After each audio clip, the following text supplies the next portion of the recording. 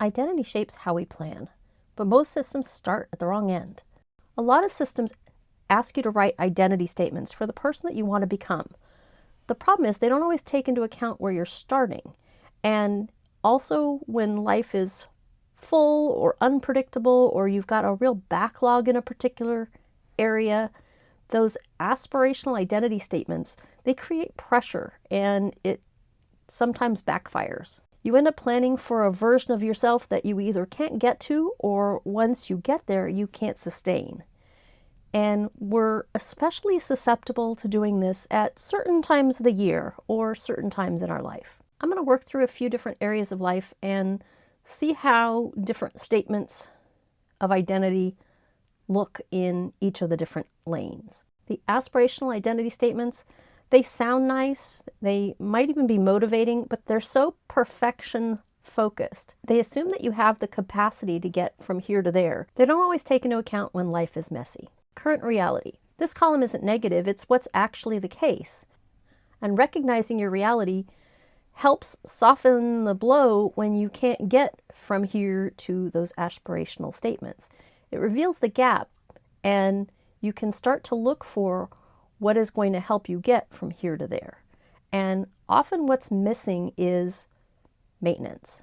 The shift to Upkeep-First Identity. I've been noticing that each of my areas of life, they have some level of maintenance. There's some kind of upkeep that I need to do to at least keep the baseline going. And in a lot of cases, that baseline has slipped and I'm digging out from some backlog.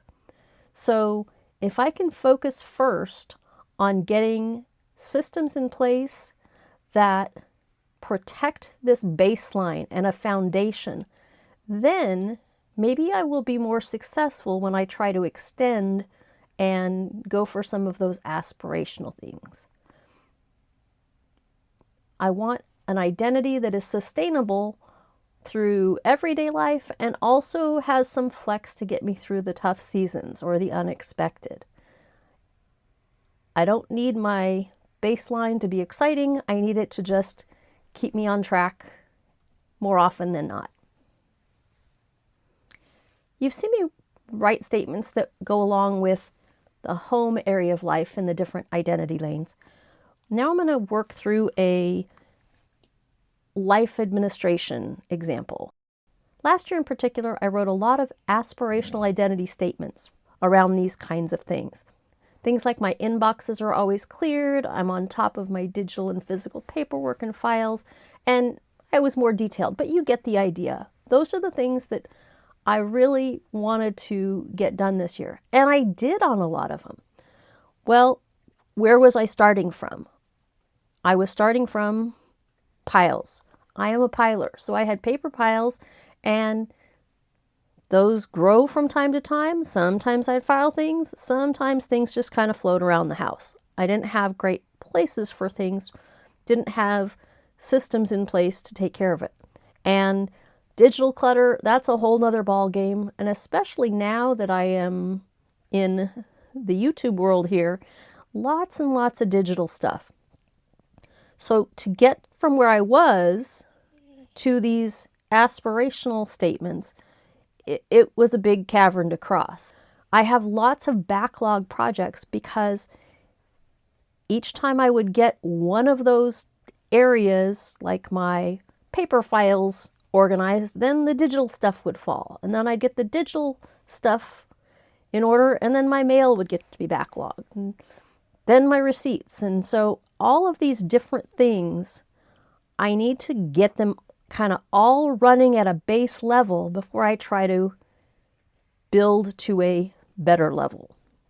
I have been trying to get to where I have this upkeep-first identity that I maintain simple, usable, paper and digital systems well. Not perfect, but well.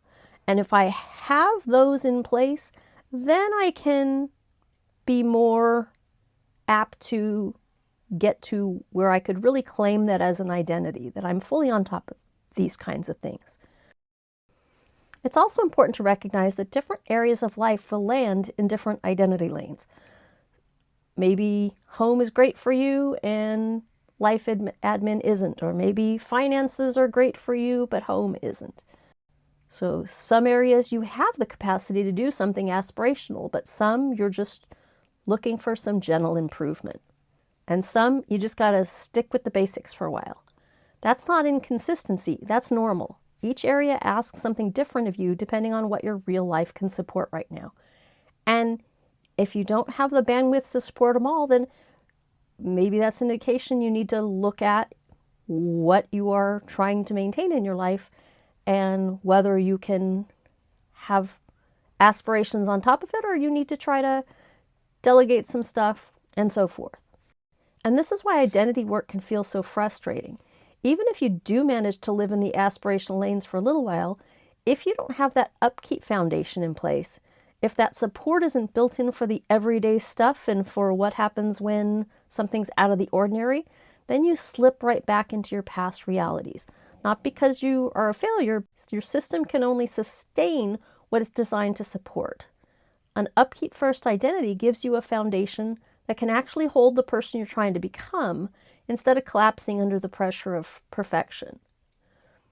So if you've set goals by using an aspirational identity type thing before and they didn't stick or you couldn't get to them, that doesn't mean you're broken. When you focus on building a solid foundation and the practices that maintain it, you start to see what you actually need in order to be able to support a bigger lift. That's the bridge. Start with upkeep, protect what's already in place, and extend when you know it's supported. If you want to start with upkeep first planning, start with one up here. It's going to be a foundational, or where I started thinking about it. And if you want something more systems or tool oriented, check the one down below.